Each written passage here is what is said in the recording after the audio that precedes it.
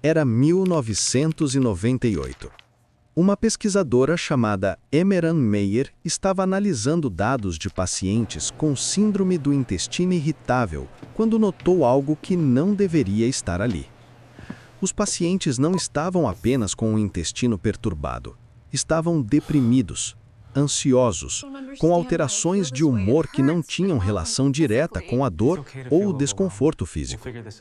E quando os sintomas intestinais melhoravam, o estado emocional melhorava junto. Quando pioravam, o estado emocional piorava também. Isso não era o que a medicina esperava encontrar. O intestino era um órgão digestivo. O cérebro era o centro das emoções.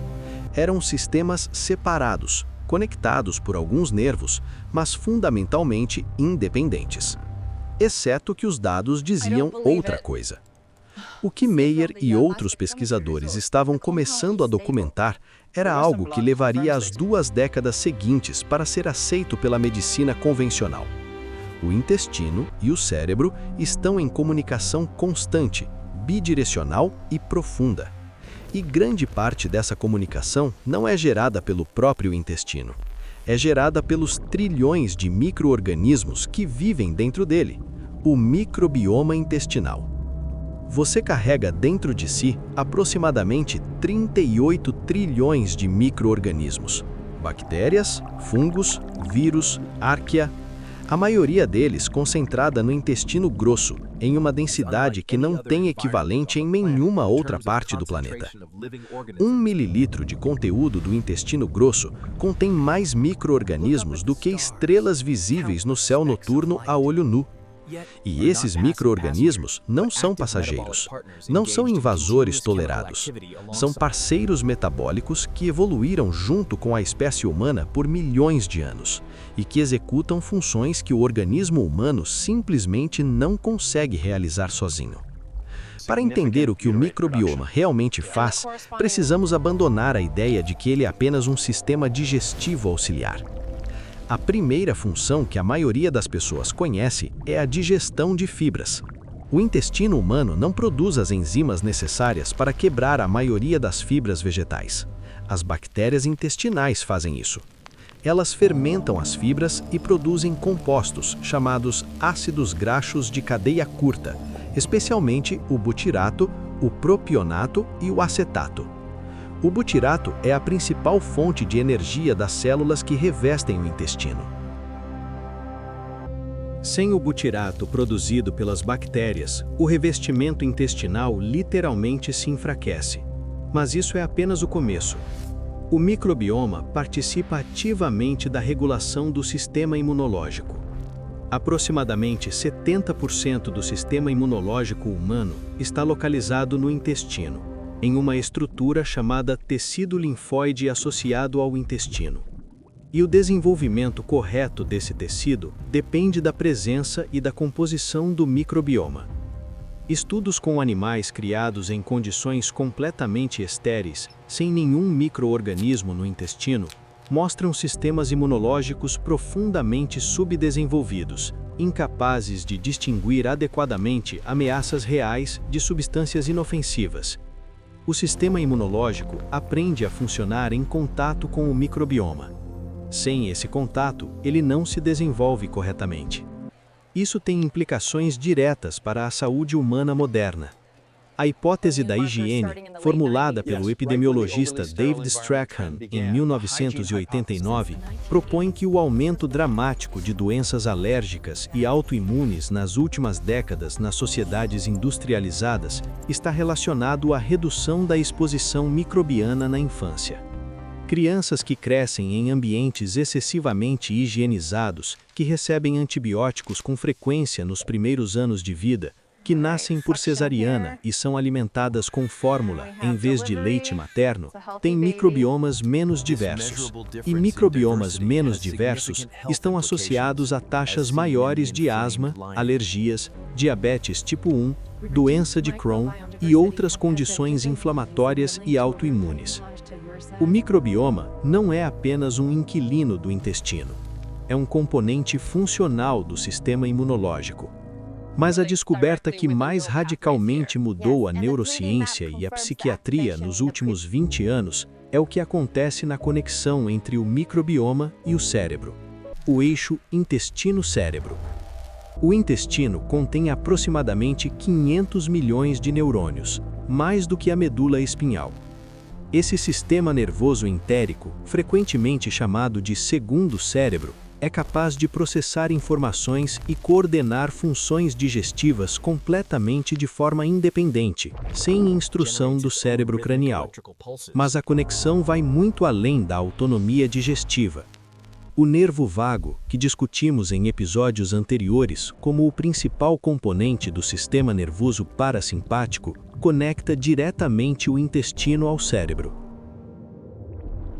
E como vimos, 80% das fibras do nervo vago são aferentes, transmitindo informação do intestino para o cérebro, não do cérebro para o intestino. O que os micro-organismos intestinais fazem com essa via de comunicação é extraordinário. As bactérias intestinais produzem neurotransmissores, serotonina, dopamina, GABA, norapinefrina, todos produzidos em quantidades mensuráveis por diferentes espécies bacterianas do microbioma. Estima-se que aproximadamente 90% de toda a serotonina do organismo humano é produzida no intestino, com participação direta das bactérias intestinais na regulação dessa produção.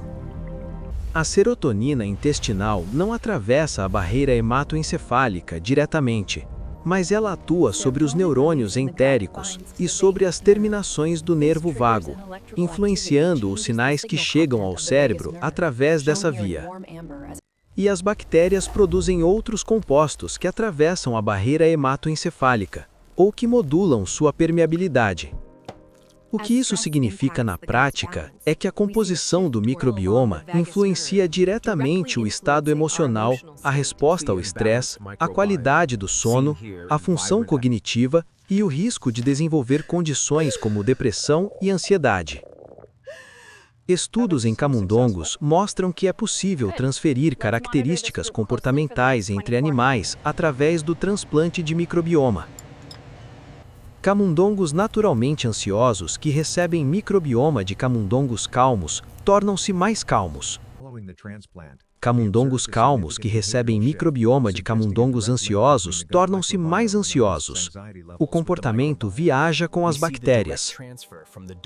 Em humanos, estudos de coorte mostram correlações consistentes entre a diversidade do microbioma e indicadores de saúde mental. Pessoas com depressão têm padrões de microbioma consistentemente diferentes de pessoas sem depressão. A relação causal ainda está sendo investigada, mas a associação é robusta e replicada em múltiplas populações. E há dados ainda mais específicos. Certas espécies bacterianas do gênero Lactobacillus e Bifidobacterium, quando presentes em quantidade adequada, estão associadas a níveis menores de cortisol em resposta ao estresse.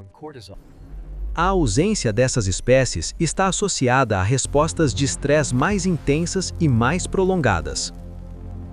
O microbioma não está apenas no intestino. Está participando da regulação de praticamente todos os sistemas que discutimos nos episódios anteriores. E ele é extraordinariamente vulnerável. Uma única dose de antibiótico de amplo espectro pode eliminar até 1/3 das espécies bacterianas do microbioma. Algumas voltam em semanas, outras levam meses. Algumas não voltam sem reintrodução ativa. O microbioma que uma pessoa tem aos 30 anos é o resultado de todas as exposições, dietas, medicamentos e ambientes que encontrou desde o nascimento. E o nascimento importa mais do que qualquer coisa que venha depois. Bebês nascidos por parto vaginal são colonizados pelos micro-organismos do canal de parto da mãe, principalmente lactobacilos. Bebês nascidos por cesariana recebem os micro-organismos da pele e do ambiente hospitalar, uma composição completamente diferente. Estudos de acompanhamento de longo prazo mostram diferenças mensuráveis nos microbiomas de crianças nascidas por cesariana que persistem por anos.